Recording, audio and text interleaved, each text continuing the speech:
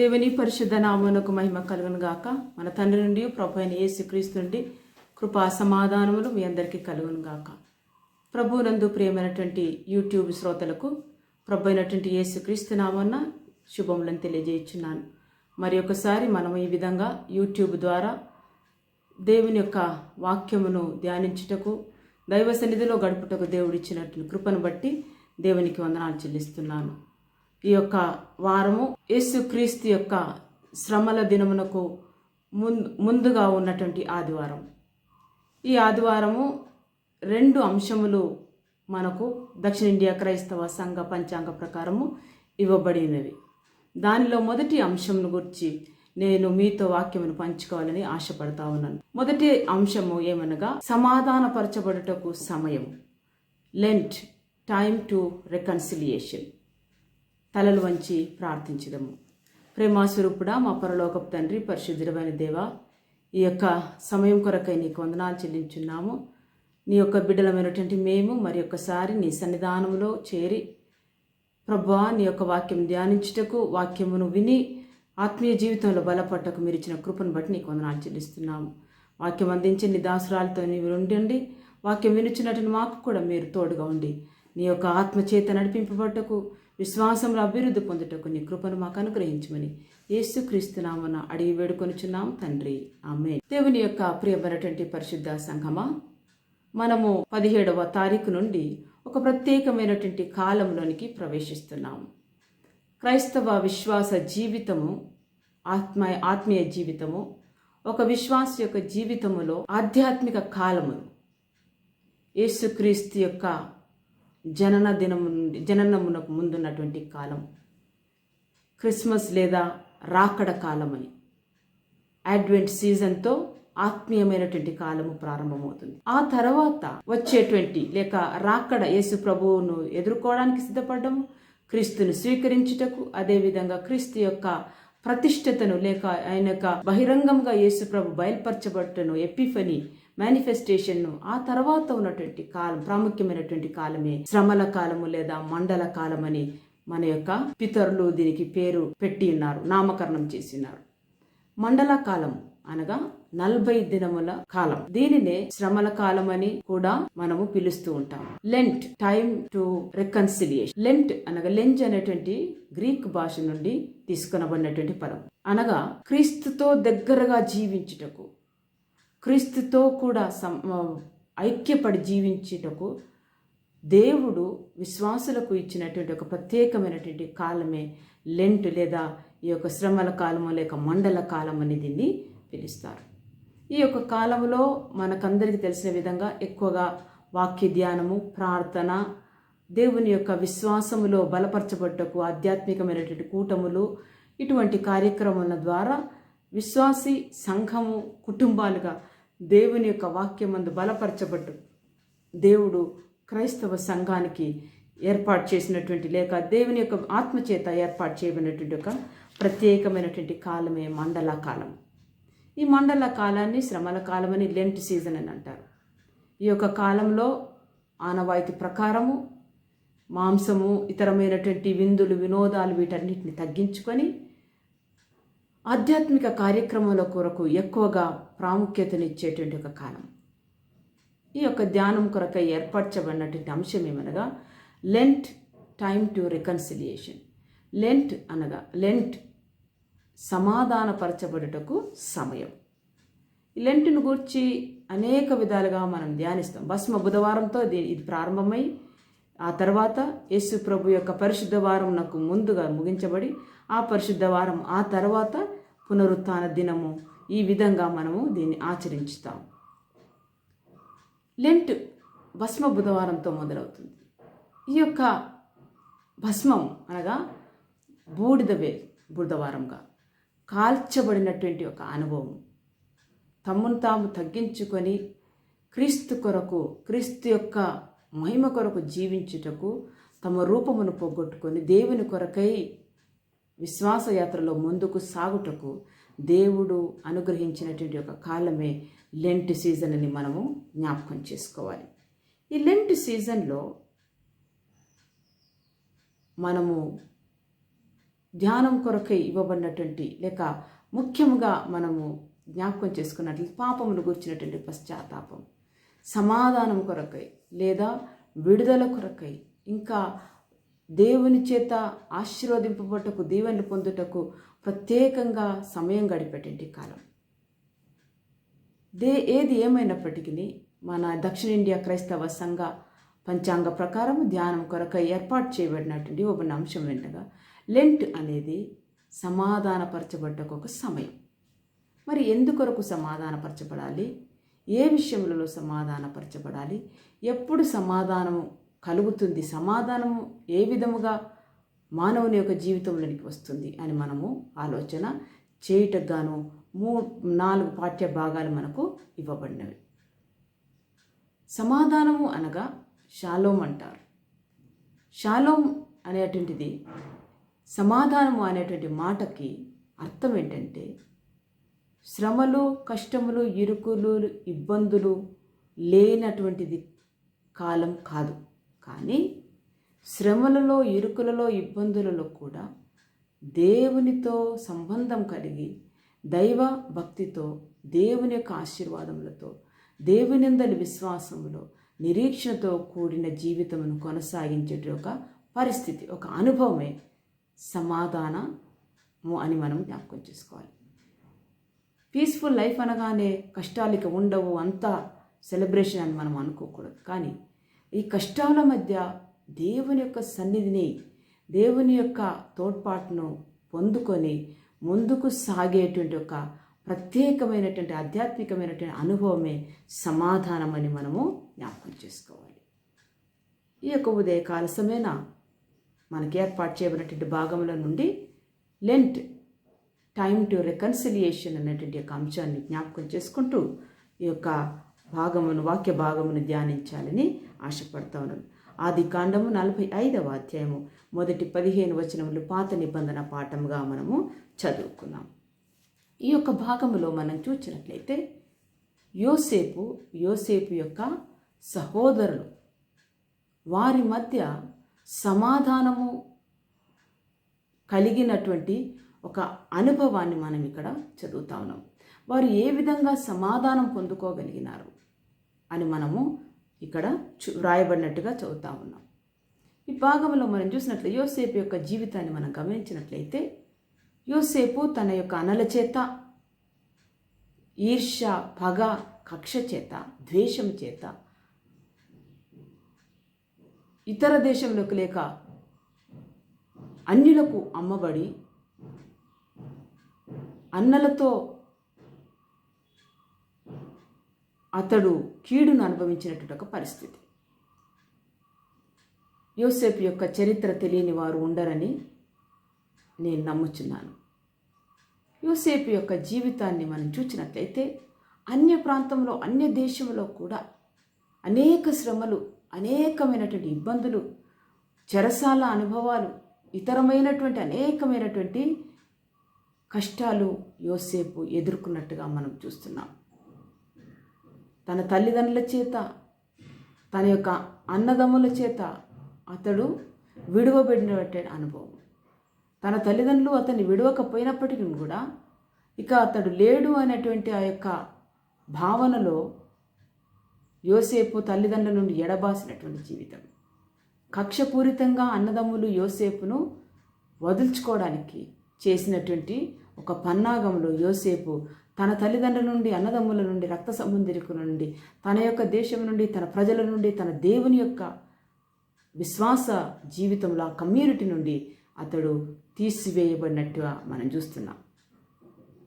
అన్య ప్రాంతంలో యోసేపు అన్యుడుగా జీవించక, అన్య ప్రాంతంలో కూడా దేవునిని ఎరిగినటువంటి వ్యక్తిగా యోసేపు జీవించినట్టుగా మనము చూస్తూ ఉన్నాం.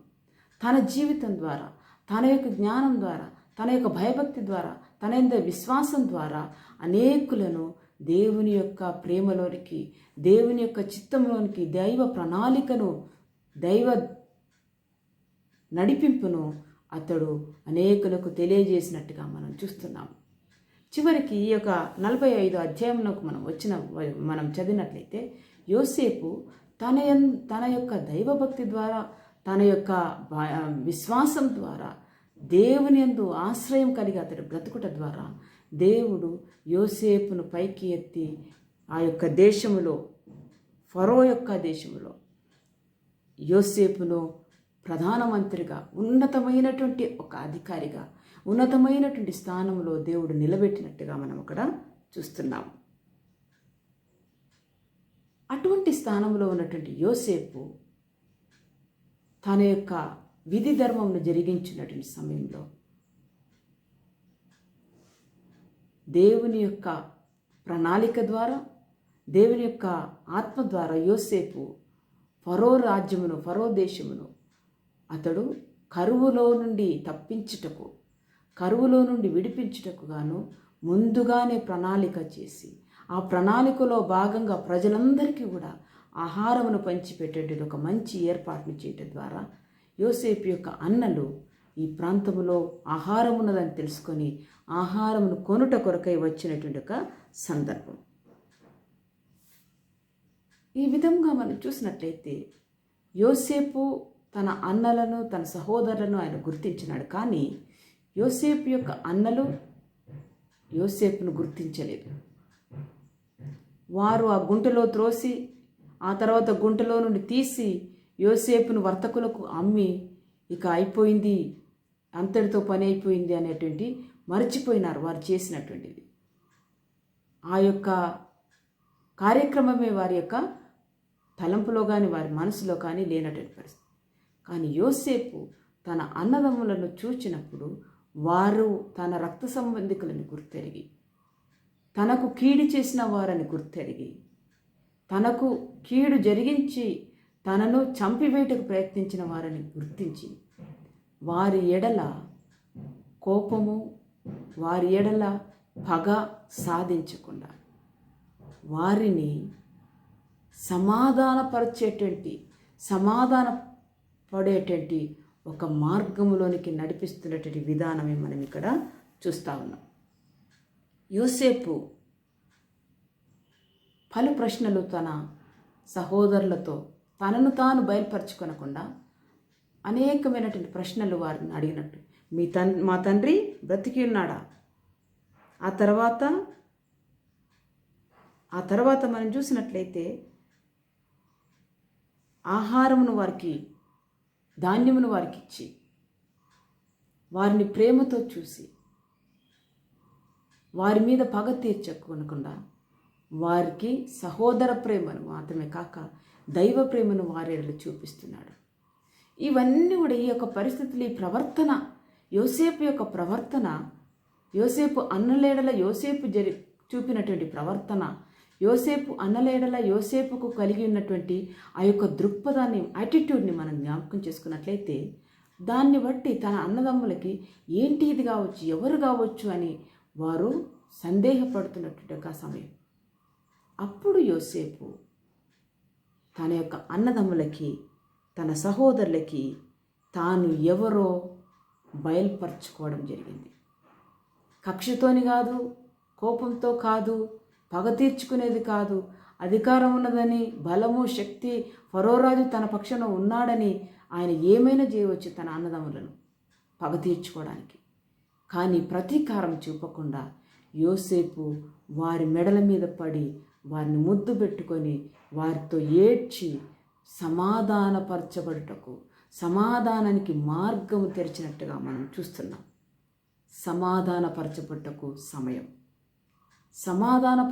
ఎప్పుడు సమాధానం కలుగుతుంది, ఎప్పుడు రెకన్సిలియేషన్ అనేది ఆరంభమవుతుంది అని అంటే, ఎప్పుడైతే వ్యక్తి జీవితంలో తనలోనికి తాను ఇన్వర్డ్ లుకింగ్, తనలోనికి తాను చూసుకున్నప్పుడు యోసేపు యొక్క మాటలు, యోసేపు యొక్క ప్రవర్తన, యోసేపు యొక్క దృక్పథము, యోసేపు యొక్క ట్రీట్మెంట్, యోసేపు యొక్క యాటిట్యూడ్ను, తన యొక్క అన్నలేడలు తను చూపినటువంటి గౌరవ భావాన్ని వారు గ్రహించినప్పుడు తమలోనికి తాము చూసుకొని, అయ్యో మేము చేసినటువంటి తప్పిదమునకు, పొరపాటునకు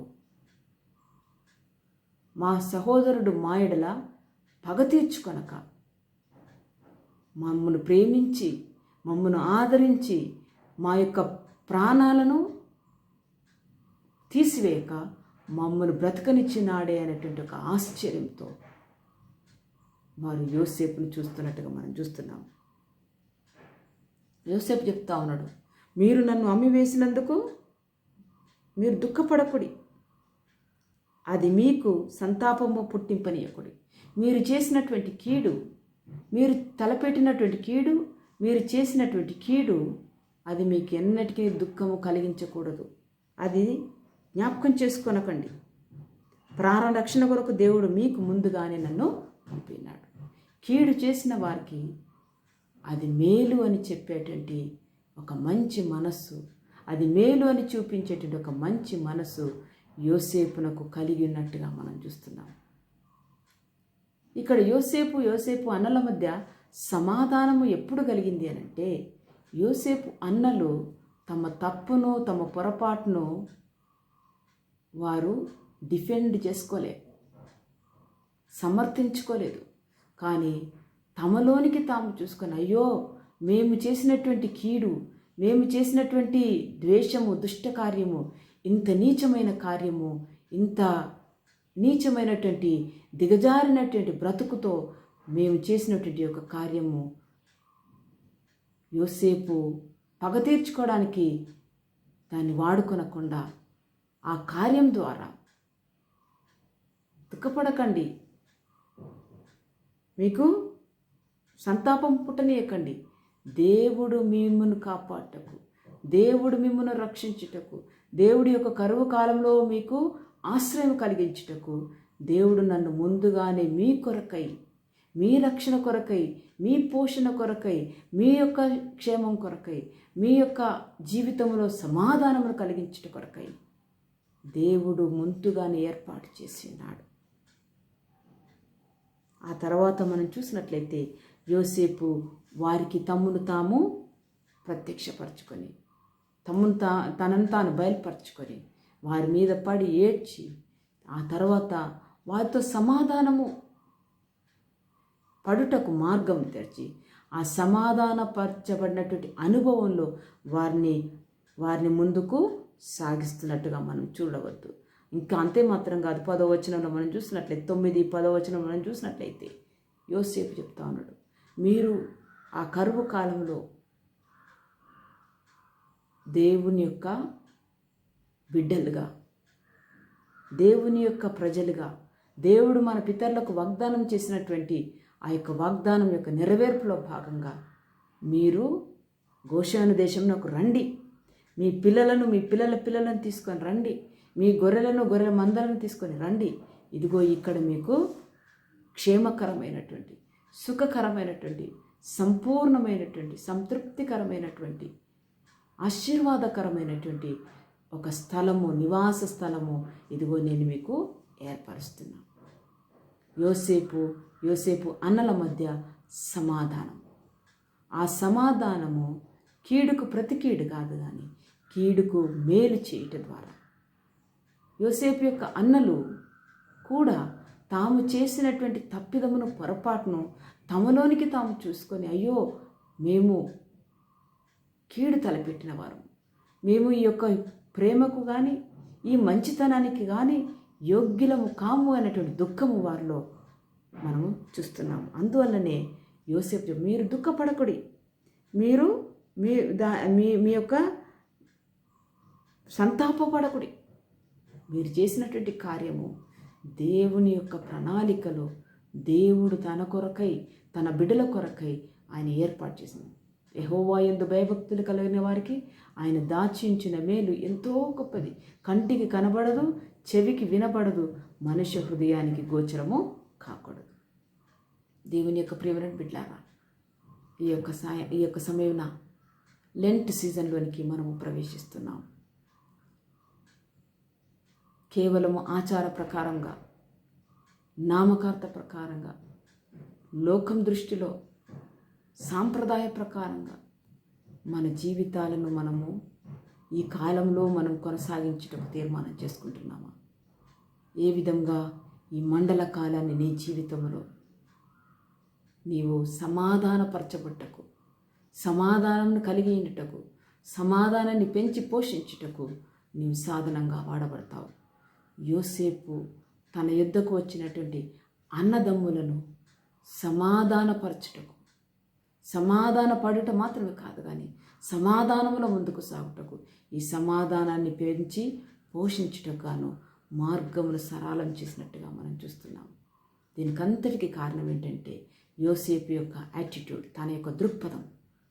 కీడు చేసిన వారికి మేలు చేయడం, కీడును మేలుగా ఎంచటం, తద్వారా తనకు మాత్రమే కాదు కానీ తన యొక్క తండ్రి కుటుంబానికి, వారి వారి పిల్లలకు దేవుని యొక్క సమాధానాన్ని అనుగ్రహించి సమాధానపరిచేటువంటి ఒక మంచి మోడల్ని యోసేపు మనకిక్కడ చూపించినట్టుగా మనం చూస్తున్నాము.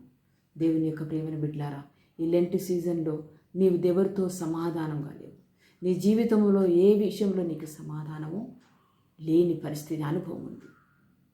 యోసేపు వలె నీవు కూడా నీ అన్నదమ్ముల ద్వారా, నీ యొక్క రక్త సంబంధికుల ద్వారా వంచబడ్డావేమో, విడువబడ్డావేమో, మోసగించబడ్డావేమో. కానీ కీడుకు ప్రతి కీడు చేయక కీడును జయించినటువంటి యేసుక్రీస్తు యొక్క ప్రేమను కలిగి ఆ ప్రేమలో వారిని క్షమించి సమాధానమును కలగజేయుటకు, సమాధానమును కలిగించడం మాత్రం కాక దాన్ని పెంచి పోషించుటకు దేవుని యొక్క కృప మనకు తోడుగా ఉండాలి. అదే ఈ యొక్క లెంట్ సీజన్ యొక్క ప్రాముఖ్యమైనటువంటి కాలం. రెండవదిగా మనం చూసినట్లయితే సమాధానపరచబట్టకు సమయం. లెంట్. అపోస్తలుడైన పౌలు ఎఫెసీయులకు రాసిన పత్రిక 2వ అధ్యాయము 11వ వచనం నుండి 22 మట్టుకల వాక్యము ఎఫెసీయులకు రాసిన పత్రికలో అపోస్తలుడైన పౌలు చెప్తారు. ఇక్కడ యూదులు, గ్రీసు దేశస్థులు, అన్యులు, సున్నతి లేనివారు అనేటువంటి ఒక విభేదము వారి మధ్యలో ఉన్నప్పుడు ఈ విభేదమును అపోస్తలుడైన పౌలు తీర్చుటకు గాను, ఈ విభేదం ద్వారా కలిగినటువంటి ఎడబాటును, ఈ విభేదం ద్వారా విశ్వాస జీవితంలో విశ్వాసంలో అభివృద్ధి చెందుటకు అడ్డుగా ఉన్నటువంటి యొక్క అడ్డంకులను తొలగించుటకు అపోస్తలుడైన పౌలు ఎఫెసీ సంఘమునకు రాసినటువంటి మాటలను మనము పత్రికా పాఠంగా చదువుకున్నాం. ఈ భాగంలో మనం చూసినట్లయితే అపోస్తలుడైన పౌలు యేసుక్రీస్తు తన యందు విశ్వాసం ఉంచినటువంటి బిడ్డలకి అనుగ్రహించినటువంటి సమాధానమును, యేసుక్రీస్తు యొక్క సిలువలో మరణించినటువంటి ఆ మరణమును లేక ఆ త్యాగమును ఉపమాన రీతిగా, సాదృశ్యంగా అపోస్తలుడైన పౌలు ఉపయోగించుకుంటూ మునుపు దూరస్థులమైనటువంటి మనము, మునుపు ధర్మశాస్త్రమునకు శిక్షావిధికి లోనైనటువంటి మనము క్రీస్తు రక్తం ద్వారా, క్రీస్తు ప్రేమ ద్వారా, క్రీస్తు దయ ద్వారా, క్రీస్తు కనికరం ద్వారా దేవునితో సమాధానపరచబడ్డాం. మునుపు పాపులమైనటువంటి మనము ఇప్పుడు దేవుని యొక్క కుమారులుగా, కుమార్తెలుగా తీర్చబడ్డాం.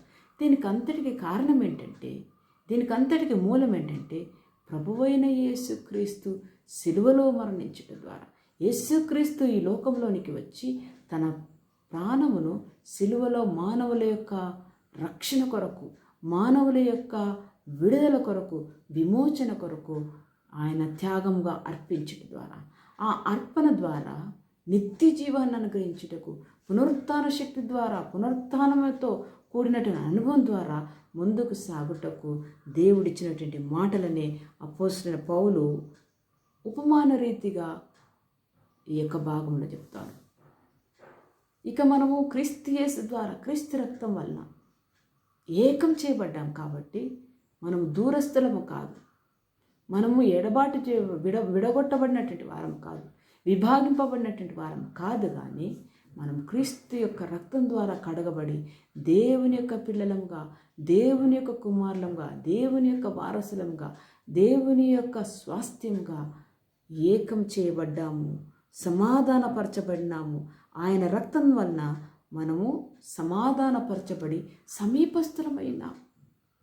దేవునికి సమీపము, మానవులతో ఒకరి ఎడల ఒకరికి సమీపం అనగా అనుబంధము, సమాధానం ఇది దేవుని ద్వారా కలిగింది. కాబట్టి ఇక మనము పరదేశులము కాదు, పరజనులము అని లేక అన్యులమని కాదు, గ్రీసు దేశస్థులమని కాదు, యూదులమని కాదు, కానీ మనమందరము దేవుని ఆత్మయందు, దేవుని యొక్క కృపయందు, దేవుని ప్రేమయందు ఒక్క తండ్రి యొక్క కుమారులమై ఒక్క తండ్రి యొక్క సన్నిధానంలో మనము ఏకం చేయబడినామని అపోస్తలుడైన పౌలు మనతో మాట్లాడుతూ ఉన్నాడు. మనం దేవుని ఇంటి వారమై ఉన్నాము. అపోస్తలులు ప్రవక్తలు వేసిన పునాది మీద మనం కట్టబడి ఉన్నాము. అంతేకాకుండా ప్రతి కట్టడము ఆయనలో చక్కగా అమర్చబడి ప్రభువునందు పరిశుద్ధమైన దేవాలయం ఒకటకు వృద్ధి పొందుచున్నది. ఆయనలో మీరు కూడా ఆత్మ మూలంగా దేవునికి నివాస స్థలమైండుటకు కట్టబడుచున్నారు. మీరు కట్టబడుచున్నారు. దేవుని యొక్క మందిరముగా దేవుడు మనల్ని ఏర్పరచుకున్నాడు. మన దినదినము దేవుని యొక్క రూపంలోనికి, దేవుని యొక్క స్వరూపంలోనికి, దేవుని యొక్క గుణలక్షణంలోనికి, దేవుని యొక్క ఆ యొక్క సన్నిధిలో మనము ఆయనతో కూడా ఆత్మలో జీవించటం ద్వారా దేవుని యొక్క స్వరూపంలోనికి మనం మార్చబడేటువంటి ఆ యొక్క ప్రక్రియ మనలో దేవుడు జరిగిస్తూ ఉన్నాడు. కాబట్టి దేవుని యొక్క ప్రేమ బిడ్డలారా, మీరు గ్రీసు దేశస్థులమని, యూదులమని, పరదేశులని, అన్ని జనులని, ధనవంతులని, ధనహీనులని, జ్ఞానం కలిగిన వారని, బుద్ధిహీనులని, అనేక విధాలుగా మానవ జీవితంలో విభజించేటువంటి ఏ విధమైన ప్రక్రియ ఉన్నా, ఏ విధమైనటువంటి ఆలోచన ఉన్నా, ఏ విధమైనటువంటి సిద్ధాంతములను మనం ఉపయోగించిన వాటన్నింటిని కూడా క్రీస్తు రక్తం ద్వారా, క్రీస్తు యొక్క ప్రేమ ద్వారా, క్రీస్తు యొక్క ఆత్మ ద్వారా ప్రభు వాటన్నిటిని తొలగించి మనమందరినీ ఒకే ఇంటి వారుగా, దేవుడు తండ్రి, దేవుని యొక్క సృష్టి ఆయన చేతి పని, ఆయన కుమారులము కుమార్తెలము, ఇక కుల విభేదము లేదు, మత విభేదము లేదు. మనము యేసుక్రీస్తునందు దేవుని యొక్క స్వరూపమందు చేయబడిన వారం కాబట్టి మనమందరం కూడా సహోదర సహోదరులము. ప్రభు మనకు తండ్రి అయినాడు, మనం ఆయన ఇంటి వారమై ఉన్నాము. మనం ఆయన ఇంటి వారమై ఉండి ఆ ఇంటిని దేవుడు పరిపూర్ణంగా కట్టుచున్నాడు అనేటువంటి మంచి బోధను అపోస్తలుడైన పౌలు ఎఫెసీ సంఘానికి తెలియజేస్తున్నాడు. కాబట్టి దేవుని యొక్క ప్రేమ బిడ్డలారా, మన యొక్క జీవితంలో సమాధానము ఎప్పుడు కలుగుతుంది అనంటే అవుట్వర్డ్ యాక్షన్. కాబట్టి అపోస్తలుడైన పౌలు చెప్తా ఉన్నాడు 11వ వచనం నుంచి, కాబట్టి మునుపు శరీర విషయంలో అన్ని జనులయ్యుండి శరీరమందు చేతితో చేయబడిన సున్నతి గలవారు అనబడిన వారి చేత సున్నతి లేని అనబడిన వారు మీరు ఈ కాలమందు ఇశ్రాయేలుతో సహపౌరులు కాక పరదేశులను, వాగ్దాన నిబంధం లేని పరజనులు, నిరీక్షణ లేని వారును, దేవుడు లేని వారిని ఉండి క్రీస్తునకు దూరస్తులై ఉంటే మీరు జ్ఞాపకం చేసుకోండి. కాబట్టి మీ పరిస్థితి మీరు జ్ఞాపకం చేసుకోండి. అయినప్పటికీ 13వ వచనం, అయినప్పటికీ మునుపు దూరస్తులైనటువంటి మీరు ఇప్పుడు సమీపస్తులై ఉన్నారని, క్రీస్తు యేసునందు క్రీస్తు రక్తం వలన సమీపస్తులై ఉన్నారని జ్ఞాపకం చేసుకోనండి. మీరు దేవునితో ఏకం చేయబడ్డారు. క్రీస్తు రక్తం ద్వారా కడగబడిన వారు కనుక క్రీస్తు యొక్క ఇంటివారు, క్రీస్తు యొక్క కుమారులు కుమార్తెలని. కాబట్టి పరివర్తన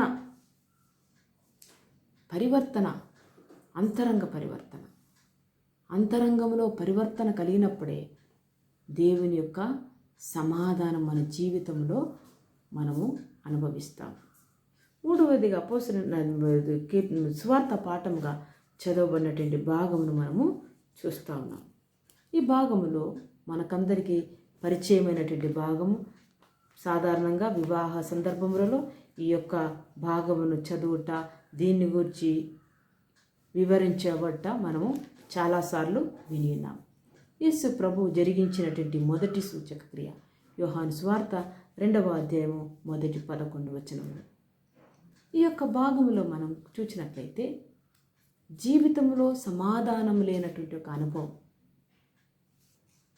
కుటుంబంలో సమాధానం లేనటువంటి ఈ సమాధానానికి కారణము ద్రాక్షారసము అయిపోవడం, అనుకున్న దానికంటే ముందుగానే కొరత, ఉద్దేశించిన దానికంటే ముందుగా కొరత వారి జీవితంలో కలగడం, తద్వారా సమాధానమును కోల్పోయినటువంటి పరిస్థితి. సమాధానమును కోల్పోయినటువంటి పరిస్థితిలో ఆ యొక్క ఇంటివారు, ఆ పెళ్లి ఇంటివారు ఉన్నట్టుగా మనము చూస్తా ఉన్నాం. యేసు ప్రభు ఆయన శిష్యులు కూడా ఆ యొక్క పిలువబడినటువంటి వారిలో ఉన్నట్టుగా మనము వ్రాయబడినట్టుగా చదువుతా ఉన్నాం. ఆ యొక్క కొరత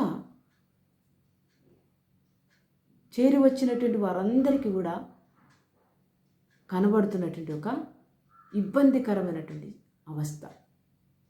యేసు ప్రభు యొక్క తల్లి వెంటనే దాన్ని గ్రహించి యేసు ప్రభు దగ్గరకు వచ్చి చెప్తా ఉంది. ఏమనంటే, అయ్యా, వీరికి ద్రాక్షారసము అయిపోయినది.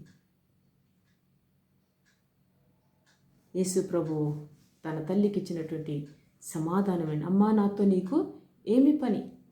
నా సమయం ఇంకను రాలేదు. నా సమయం ఇంకను రాలేదు ఆయన చెప్పి, ఆయన తల్లి పరిచారకులను చూసి, ఆయన మీతో ఏం చెప్తాడో అది చేయండి. యేసు ప్రభు వారితో చెప్పినట్టుగా రాయబడలేదు, కానీ అక్కడ 2 యూదుల శుద్ధీకరణ ఆచార ప్రకారం 2-3 తూములు పట్టు 6 రాతి బాణలు అక్కడ ఉంచబడగా యేసు ఆ బాణలు నీళ్ళతో నింపుడని వారితో చెప్పాడు. నింపుడని, ఆ రాతి బాణలు నీళ్ళతో నింపుడని వారితో చెప్పినప్పుడు వారు అంచుల మట్టుకు నింపింది. సమాధానము దేవుడు అనుగ్రహించేటువంటి సమాధానం కుటుంబంలోనైనా, వ్యక్తి జీవితంలోనైనా, సామాజిక జీవితంలోనైనా, సంఘ జీవితంలోనైనా సమాధానము ఎప్పుడు పొందుకుంటామంటే దేవుని ఆశ్రయించినప్పుడు, దేవుని యొక్క ఆజ్ఞకు లోబడినప్పుడు, దేవుని యొక్క మాటకు, ఆయన చిత్తమునకు తల వంచినప్పుడు వారు అంచుల మట్టుకు నింపిరి. అప్పుడు ఆయన, మీరు దాన్ని ముంచి విందు ప్రధానికి ఇవ్వుడని, తీసుకొని పోయి ఇవ్వండి అని చెప్పినప్పుడు, యేసు ప్రభు చెప్పిన విధంగా వారు జరిగించినప్పుడు నీరు ద్రాక్షారసంగా మార్చబడినట్టుగా మనము చూస్తూ ఉన్నాం. వారిలో పరివర్తన, అంతరంగిక పరివర్తన, ట్రాన్స్ఫార్మ్డ్ లైఫ్, రికన్సిలియేషన్ యొక్క ప్రతిఫలం ఏంటంటే పరివర్తనతో కూడినటువంటి జీవితం. ఆ విందు ప్రధాని ఆ యొక్క ద్రాక్షారసంను రుచి చూచినప్పుడు ఆయన చెప్పినటువంటి మాట, ప్రతివాడు మొదట మంచి ద్రాక్షారసము పోసి జనులు మత్తుగా ఉన్నప్పుడు జబ్బు రసమును పోయిదురు. నీవైతే ఇదివరకు మంచి ద్రాక్షారసం ఉంచుకొని విన్నావని అని ఆయనతో చెప్పాను. ఇదివరకు అనగా చివరి మట్టుకు కూడా మంచితనం, చివరి మట్టుకు కూడా మంచితనం. ఎప్పుడో క్రీస్తు నమ్ముకున్నప్పుడు కాదు, ఎప్పుడో మనము గుడిలో ఉన్నప్పుడు కాదు, కానీ జీవితాంతం మట్టుకు ప్రతి సందర్భంలో కూడా దేవుని యొక్క మంచితనము పొరలి పారేటనే అనుభవాన్ని మనము చూస్తున్నాం. దేవుని యొక్క ప్రేమనటువంటి బిడ్డలారా, ఈ యొక్క లెంట్ సీజన్లో, ఉపవాస ప్రార్థన దీక్ష కాలంలో మన జీవితంలో మనం సమాధానపరచబడవలసినది ఎవరితో? దేవునితో సమాధానం కలిగి ఉన్నావా? సంఘంతో సమాధానం కలిగి ఉన్నావా? కుటుంబంలో సమాధానం కలిగి ఉన్నావా? వ్యక్తి జీవితంలో సమాధానం కలిగి ఉన్నావా? ఎవరితో నీకు ఆ సమాధానము కలిగింది? జ్ఞాపకం చేసుకొని నీలోనికి నువ్వు చూసుకొని సమాధానం కొరకు నీ వెంటాడి దాన్ని పొందుకొని ఆ సమాధానమును కలిగిన వాడవై సమాధాన కలిగించు పరిచర్యలో ముందుకు సాగటం, దాన్ని పెంచి పోషించుటకు దేవుడు మనకు తన కృపను అనుగ్రహించాలి.